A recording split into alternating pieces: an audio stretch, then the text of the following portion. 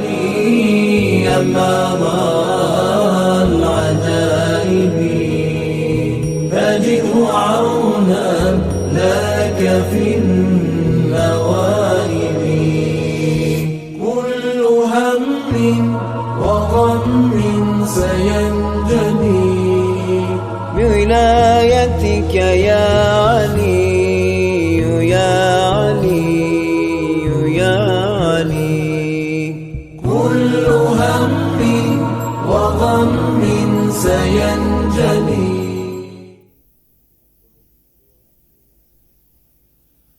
Bismillahirrahmanirrahim. Alhamdulillahi rabbil alamin. Bari'il khalaiqi ajma'in, ba'ithil anbiya'i wal mursalin. Wassalatu wassalamu ala habibihi wa najibih, safiyihi wa habibih, hafidhi sirrihi wa muballighi risalatih, Sayyidina wa habibina wa syafi'i dhunubina Abil Qasim al-Mustafa Muhammad wa ala ahli baitihi at-tayyibin at-tahirin wal a'immatil hudah al-hadin al-mahdiyyin la siyama baqiyatillahi fil ardhin ruhi wa ruhul alamin lahul fida. Rabbi shrah li sadri wa yassir li amri wa hlul 'uqdatam min lisani yafqahu qawli. Amma ba'd. Assalamualaikum warahmatullahi wabarakatuh. Semoga Allah Subhanahu wa taala menerima amal ibadah yang telah dilakukan oleh para pemirsa sekalian. Semoga Allah Subhanahu wa taala memberikan kepada kita taufik supaya bulan Ramadan ini menjadi bulan Ramadan yang terbaik bagi kita. Semua amal ibadah kita diterima, dosa-dosa kita diampuni, dan derajat kita ditinggikan oleh Allah Subhanahu wa taala. Pada kesempatan ini saya ingin mengajak ikhwan dan akhwat sekalian yang dimuliakan oleh Allah Subhanahu wa taala untuk membahas satu lagi dari kalam suci ilahi atau firman Allah dalam kitab suci Al-Qur'an, tepatnya adalah surah Az-Zilzal atau Az-Zalzalah. Sebagaimana diketahui dari makna kata zalzalah atau zilzal, surat ini menceritakan tentang dahsyatnya guncangan gempa bumi yang terjadi di hari-hari kiamat, ketika Allah Subhanahu wa taala menceritakan bahwa ada sebuah zalzalah atau zilzal yang sedemikian besar yang mengguncang. Allah Subhanahu wa taala menjelaskan bahwa yang terjadi pada hari kiamat nanti adalah sebuah peristiwa yang sangat besar, dahsyat. Sedemikian dahsyatnya peristiwa di hari kiamat, Allah Subhanahu wa taala menyebut bahwa peristiwa itu adalah sebagai peristiwa al-haqqah, peristiwa al-waqi'ah. Ada beberapa peristiwa dahsyat yang terjadi berkenaan dengan hari kiamat. Karena kita seandainya mengatakan hari kiamat atau mendengar kata hari kiamat, yang terbersit di kepala kita adalah beberapa periode. Periode pertama adalah ketika Allah Subhanahu wa taala hendak menghancurkan bumi ini. Dan periode kedua adalah ketika semuanya sudah hancur, lalu Allah Subhanahu wa taala membangkitkan orang-orang yang sudah mati, dibangkitkan di padang mahsyar. Lalu kemudian setelah itu tahapan berikutnya adalah tahapan orang masuk ke dalam surga atau masuk ke dalam neraka. Inilah fase-fase yang akan dilewati oleh setiap manusia pada hari itu. Sebagian ayat Al-Quran menceritakan dahsyatnya peristiwa ketika Allah menghancurkan bumi ini. Sebagian ayat-ayat suci Al-Quran menjelaskan mengenai dahsyatnya hari ketika Allah membangkitkan manusia. Dan sebagian juga menceritakan tentang dahsyatnya azab yang akan dialami oleh orang yang masuk ke dalam neraka.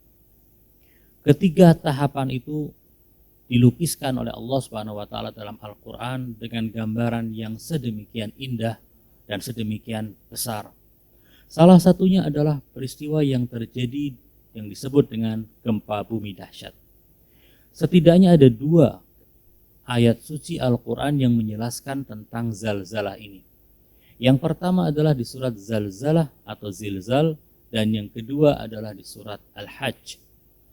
Allah Subhanahu wa taala di dalam surat Az-Zalzalah mengatakan, A'udzubillahi minasyaitonirrajim. Bismillahirrahmanirrahim.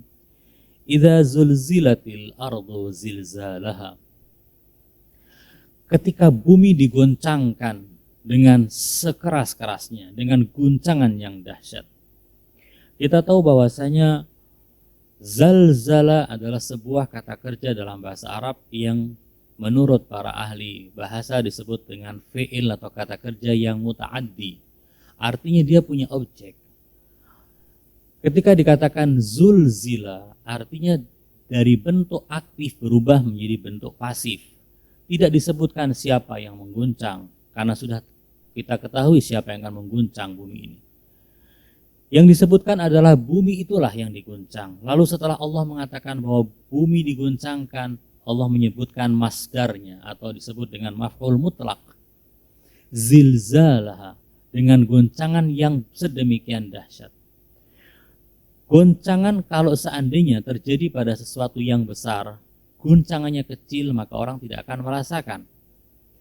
Goncangan yang ada misalnya di pesawat yang kita naiki saat kita bepergian, goncangannya besar, tetapi karena badan pesawat yang besar, goncangan itu nyaris tidak terasa.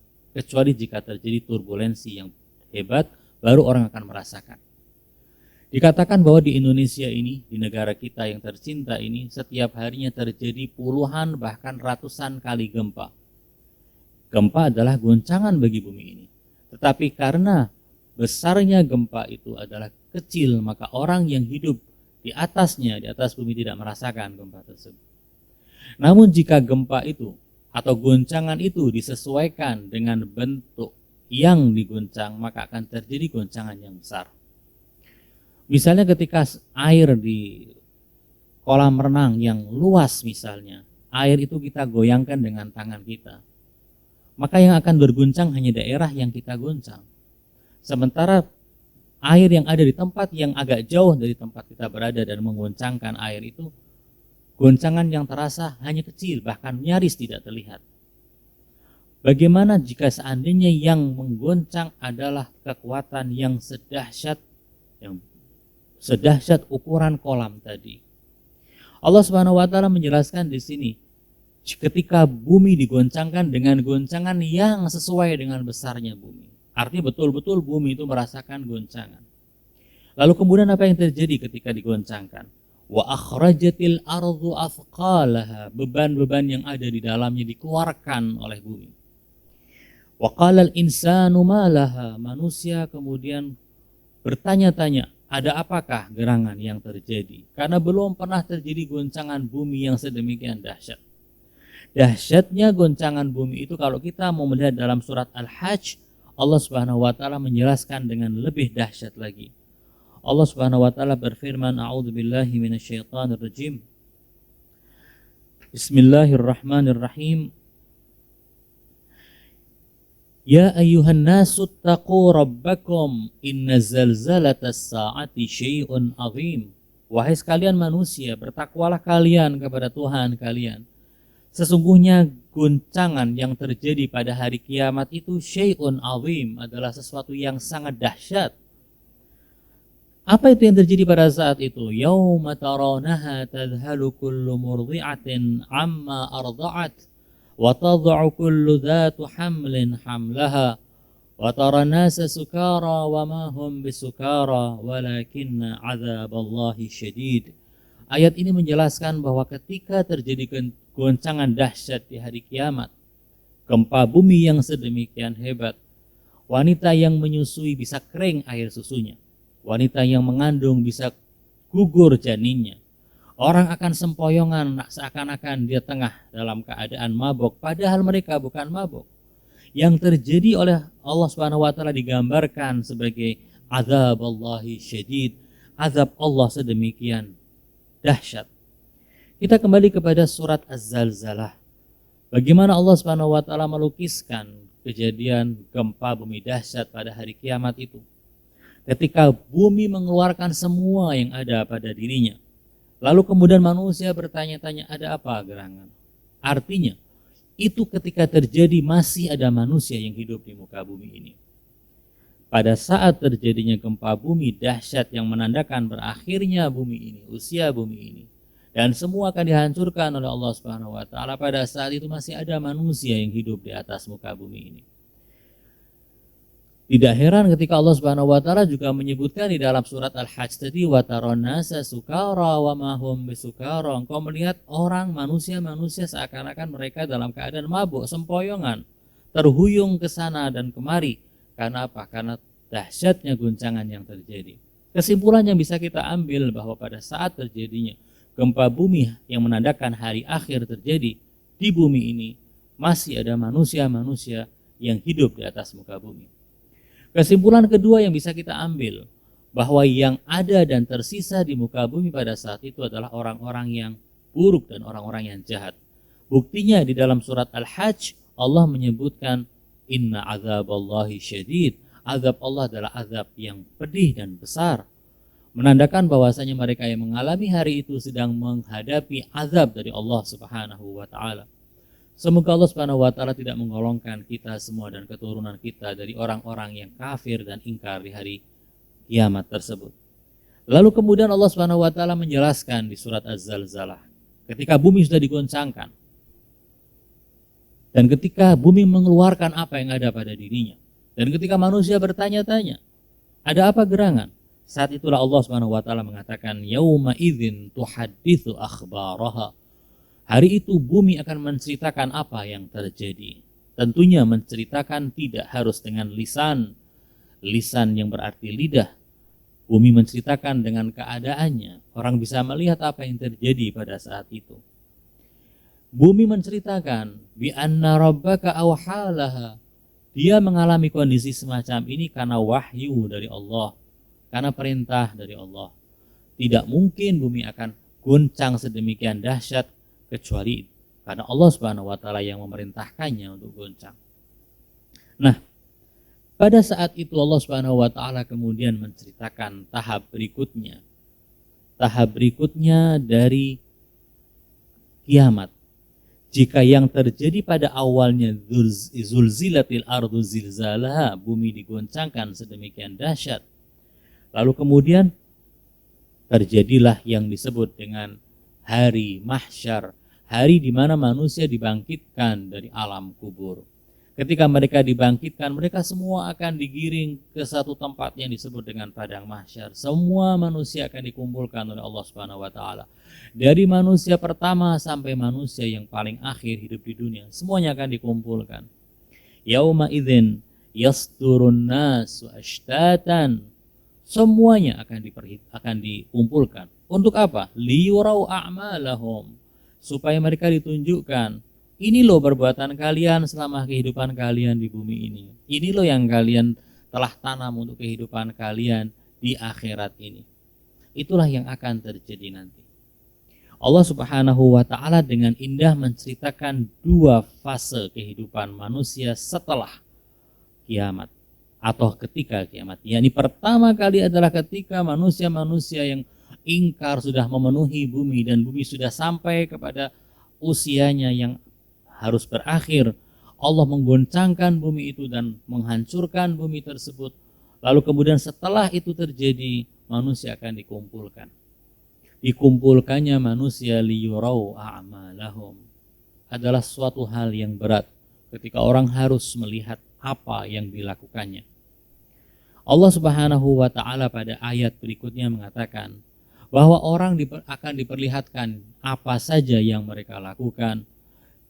Bila dia melakukan hal yang baik, sebiji zarrah pun, sebiji atom pun, sekecil apapun yang dilakukan, maka dia akan melihatnya. Amal perbuatan yang baik, sekecil apapun akan dilihat, demikian pula amal perbuatan buruk, sekecil apapun pasti akan dilihatnya. Disinilah manusia tidak bisa mengelak. Ada ayat Al-Quran yang dengan indah melukiskan hari itu.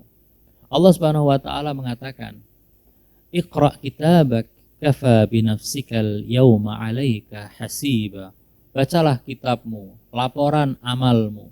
Baca sendiri, cukup kamu sendiri yang akan melakukan hisab terhadap dirimu. Engkau yang bisa memperhitungkan dirimu sendiri. memang pada masa ketika manusia dibangkitkan di padang mahsyar sampai kemudian akan ada pengadilan ilahi, sebagian masuk ke surga, sebagian masuk ke neraka. Pada saat itu ada beberapa kejadian. Kejadiannya ada timbangan amal. Ada pula kejadian yang berupa kitab yang diberikan. Dalam firman Allah tadi, Allah berfirman, "Iqra' kitabak."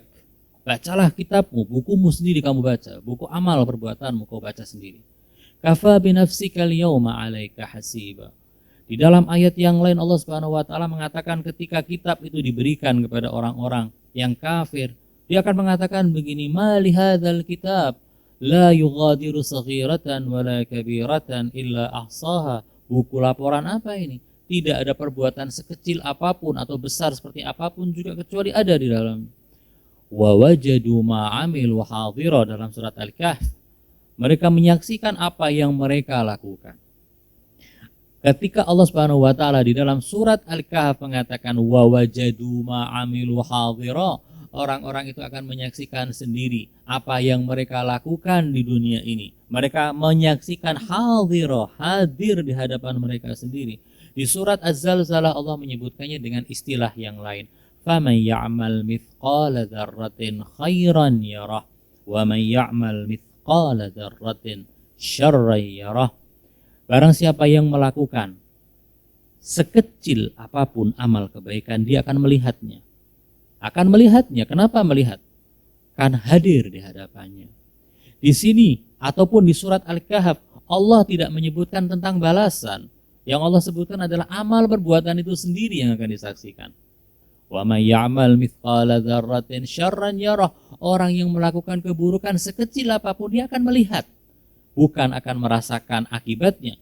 Akibatnya dari perbuatan buruk yang dilakukan adalah siksaan, itu pembahasan yang lain. Ayat ini mengatakan dia akan melihat sendiri amal perbuatan tersebut. Dia akan melihat sendiri apa yang telah dilakukannya di dunia. Di sini muncul sebuah pembahasan. Bukankah di dalam pembahasan ilmu kalam atau teologi ada yang namanya ihbat, ada juga yang namanya takfir. Ihbat adalah kalau orang melakukan perbuatan yang baik, sedemikian banyaknya perbuatan baik yang dia lakukan, lalu kemudian dia melakukan kesalahan yang besar, Allah Subhanahu wa taala menghukum dia dengan cara amal perbuatan baiknya itu habaan manthura, hilang semuanya, dihapus semuanya, tidak tersisa.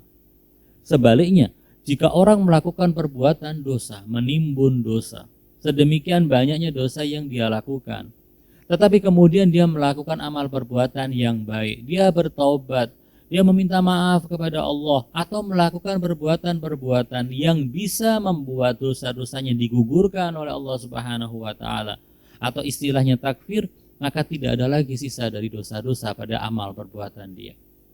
Pertanyaannya begini, kalau memang di hari kiamat nanti orang akan mendapatkan buku laporan amal perbuatan dia, dan jika perbuatan dia sekecil apapun, baik atau buruk, sekecil apapun dia akan melihat, bukankah ini kurang cocok dan kurang sinkron dengan teori ihbatul a'mal atau habtul a'mal dan takfir, yang artinya penghapusan dosa atau penghapusan amal perbuatan baik?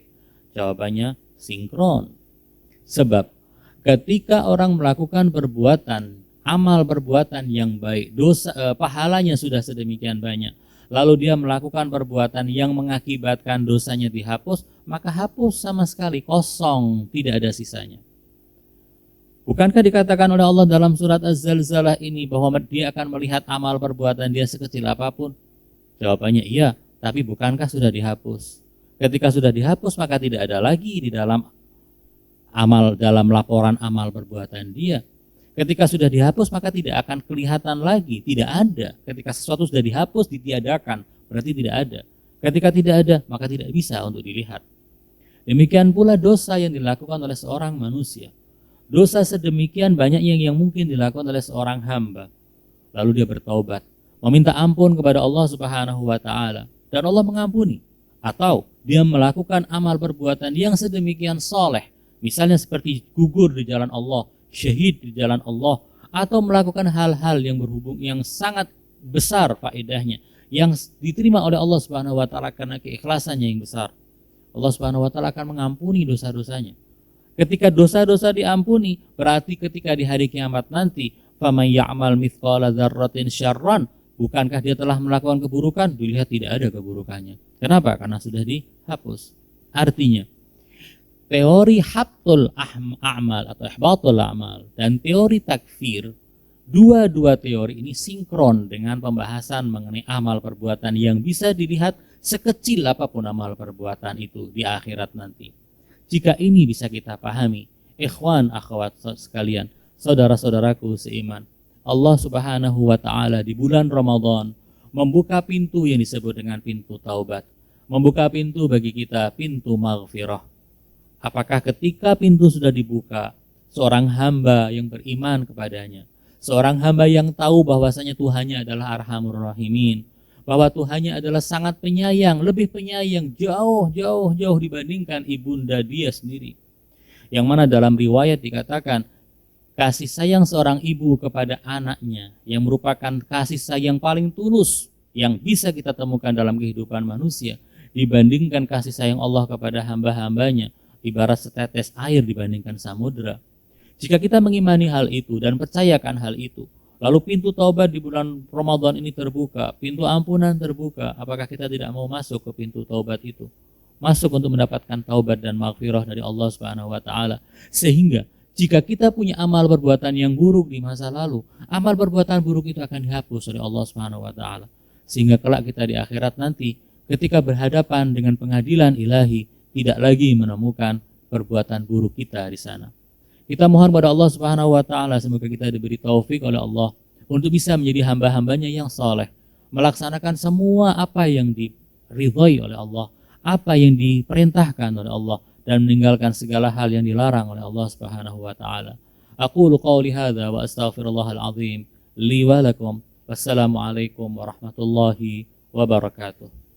Bismillahirrahmanirrahim. اللهم صل على محمد وآل محمد. اللهم إني أفتتح الثناء بحمدك وأنت مسدد للصواب بمنك، وأيقنت أنك أنت أرحم الراحمين في موضع العفو والرحمة، وأشد المعاقبين في موضع النكال والنقمة، وأعظم المتجبرين في موضع الكبرياء والعظمة. اللهم أذنت لي في دعائك ومسألتك، فاسمع يا سميع مدحتي، وأجب يا رحيم دعوتي، وأقل يا غفور عثرتي. فكم يا إلهي من كربة قد فرجتها، وهموم قد كشفتها، وعثرة قد أقلتها، ورحمة قد نشرتها، وحلقة بلاء قد فككتها. الحمد لله الذي لم يتخذ صاحبة ولا ولدا، ولم يكن له شريك في الملك، ولم يكن له ولي من الذل، وكبره تكبيرا. الحمد لله بجميع محامده كلها، على جميع نعمه كلها. الحمد لله الذي لا مضاد له في ملكه، ولا منازع له في أمره. الحمد لله الذي لا شريك له في خلقه ولا شبيه له في عظمته. الحمد لله الفاشي في الخلق أمره وحمده، الظاهر بالكرم مجده، الباسط بالجود يداه، الذي لا تنقص خزائنه ولا تزيده كثرة العطاء إلا جودا وكرما، إنه هو العزيز الوهاب. اللهم إني أسألك قليلا من كثير مع حاجة بي إليه عظيمة، وغناك عنه قديم، وهو عندي كثير، وهو عليك سهل يسير. اللهم إن عفوك عن ذنبي وتجاوزك عن خطيئتي وصفحك عن ظلمي وسترك على قبيح عملي وحلمك عن كثير جرمي، عندما كان من خطئي وعمدي أطمعني في أن أسألك ما لا أستوجبه منك، الذي رزقتني من رحمتك وأريتني من قدرتك وعرفتني من إجابتك، فصرت أدعوك آمنا وأسألك مستأنسا، لا خائفا ولا وجلا، مدلا عليك فيما قصدت فيه إليك، فإن أبطأ عني عتبت بجهلي عليك، ولعل الذي أبطأ عني هو خير لي لعلمك بعاقبة الأمور. فلم أر مولا كريما أصبر على عبد لئيم منك علي يا رب، إنك تدعوني فأولي عنك وتتحبب إلي فأتبغض إليك وتتودد إلي فلا أقبل منك، كأن لي التطاول عليك، فلم يمنعك ذلك من الرحمة لي والإحسان إلي والتفضل علي بجودك وكرمك.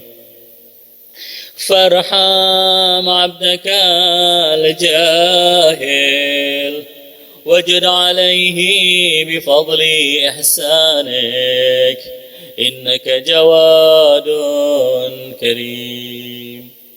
الحمد لله مالك الملك مجري الفلك مسخر الرياح فالق الإصباح ديان الدين رب العالمين. الحمد لله على حلمه بعد علمه، والحمد لله على عفوه بعد قدرته، والحمد لله على طول أناته في غضبه، وهو قادر على ما يريد.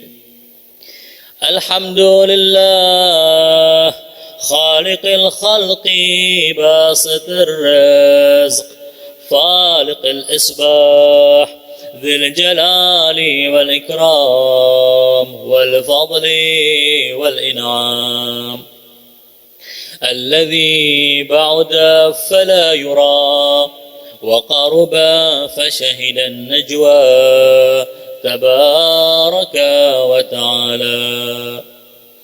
الحمد لله الذي ليس له منازع يعادله ولا شبيه يشاكله ولا ظهير يعاضده. قهر بعزته الأعزاء وتواضع لعظمته العظماء فبلغ بقدرته ما يشاء. الحمد لله الذي يجيبني حين أناديه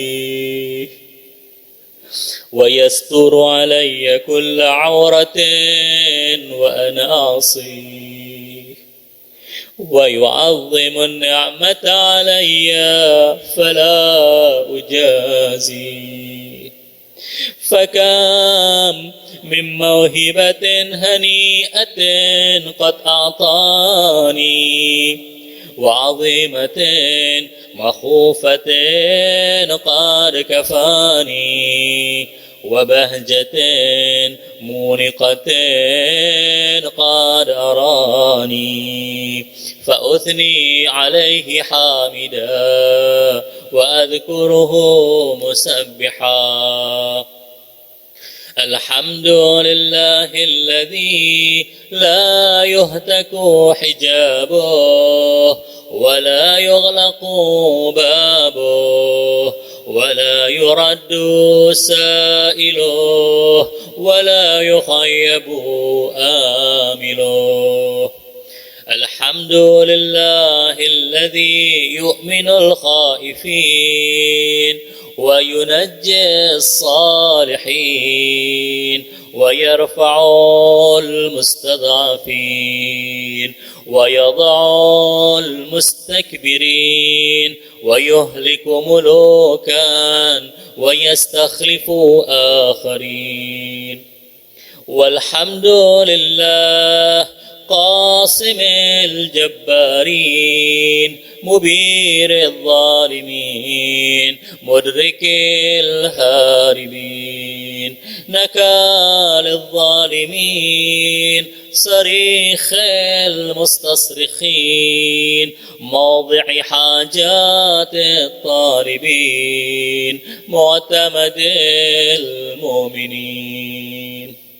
الحمد لله الذي من خشيته ترعد السماء وسكانها وترجف الأرض وعمارها وتموج البحار ومن يسبح في غمراتها.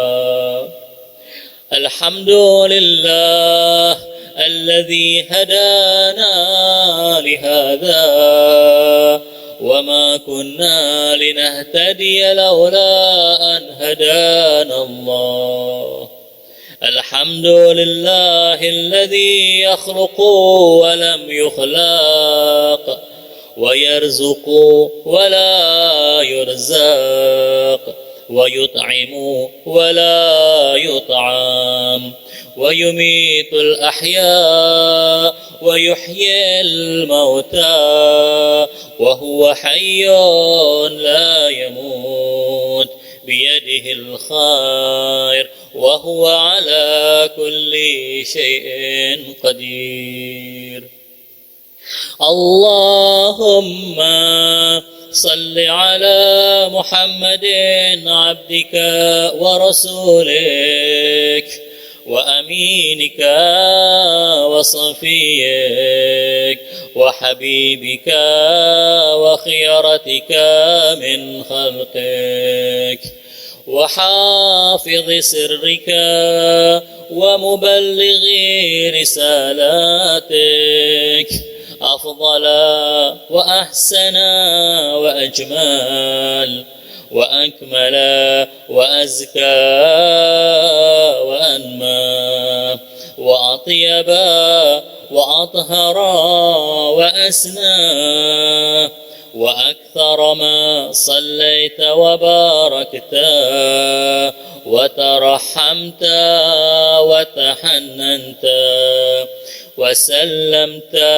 على أحد من عبادك وأنبيائك ورسلك وصفوتك وأهل الكرامة عليك من خلقك.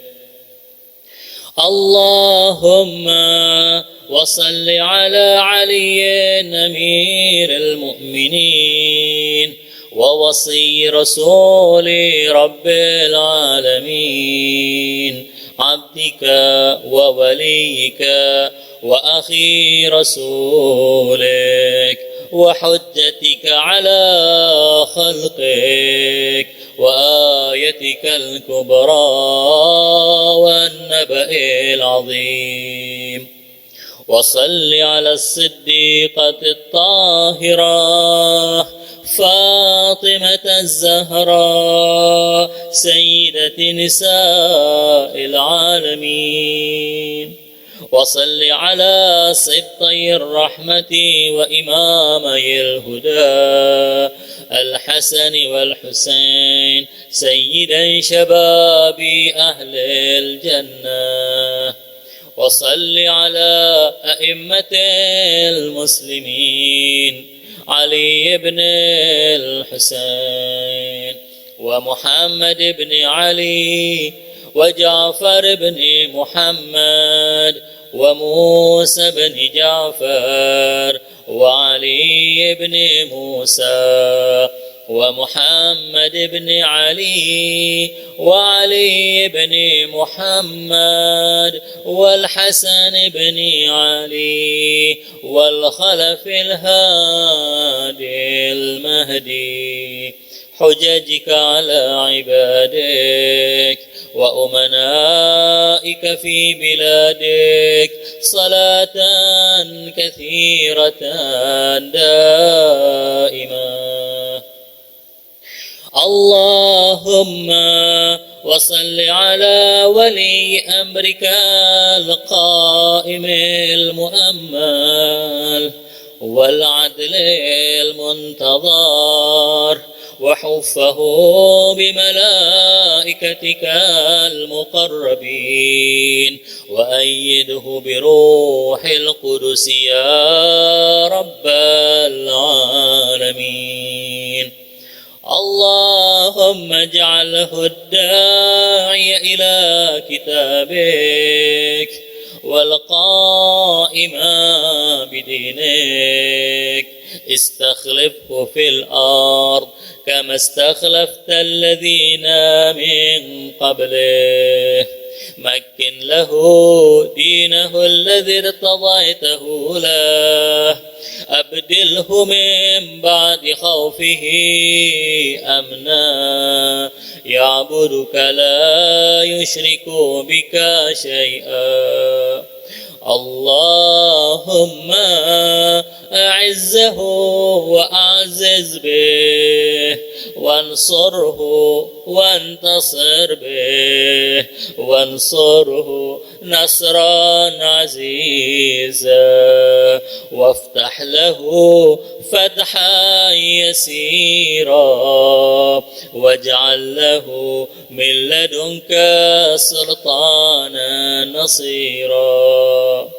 اللهم أظهر به دينك وسنة نبيك حتى لا يستخفي بشيء من الحق مخافة أحد من الخلق. اللهم إنا نرغب إليك في دولة كريمة تعز بها الإسلام وأهله، وتذل بها النفاق وأهله، وتجعلنا فيها من الدعاة إلى طاعتك والقادة إلى سبيلك. وترزقنا بها كرامة الدنيا والآخرة. اللهم ما عرفتنا من الحق فحملنا، وما قصرنا عنه فبلغنا.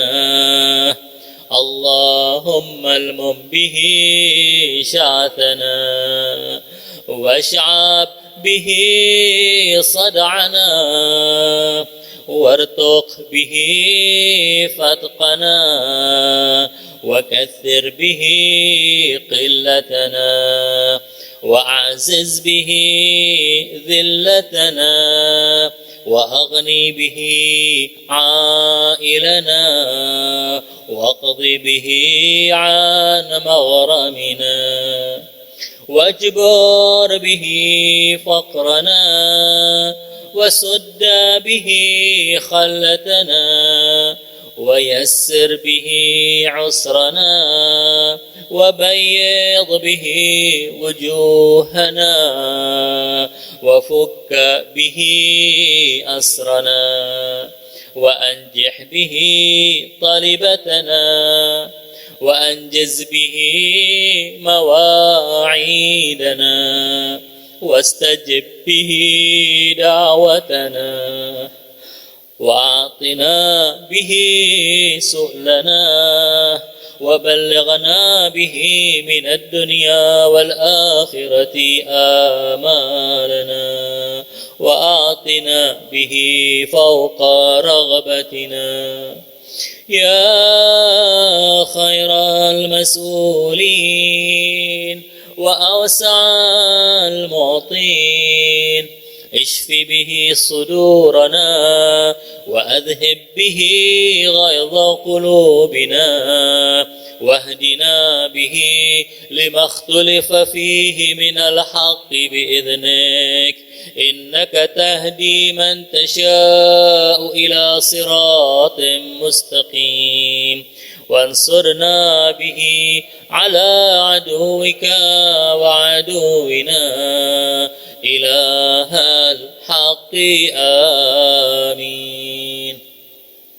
اللهم إنا نشكو إليك فقد نبينا صلواتك عليه وآله، وغيبة ولينا، وكثرة عدونا، وقلة عددنا، وشدة الفتن بنا، وتظاهر الزمان علينا.